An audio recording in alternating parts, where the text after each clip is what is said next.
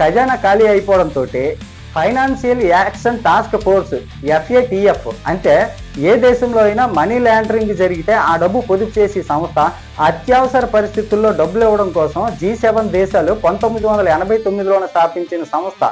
దీని దగ్గర 40 దేశాలు ఉన్నాయి. దీని ఆఫీసు ప్యారిస్లోనే ఉంటుంది. ఈ సంస్థ ఉగ్రదాడులు జరిగిన దేశాలకి ఉగ్రవాదులను ఎదుర్కోవడానికి సాయం చేస్తుంది. అంటే FATF అనేది ఫైనాన్షియల్ యాక్షన్ టాస్క్ ఫోర్సు. ఇది అంతర్జాతీయంగా మనీ లాండరింగ్, టెర్రరిజం, ఫైనాన్స్ వంటి ఆర్థిక నేరాలు ఎదుర్కోవడానికి రూపొందించబడిన ఒక అంతర్ ప్రభుత్వ సంస్థ అన్నమాట. ఇది దేశాలకి ఒక నిర్దిష్ట ప్రమాణాలు కూడా ఇస్తుంది. ఈ ప్రమాణాలను వాళ్ళు ఎంతవరకు అమలు చేస్తున్నారో చూస్తుంది.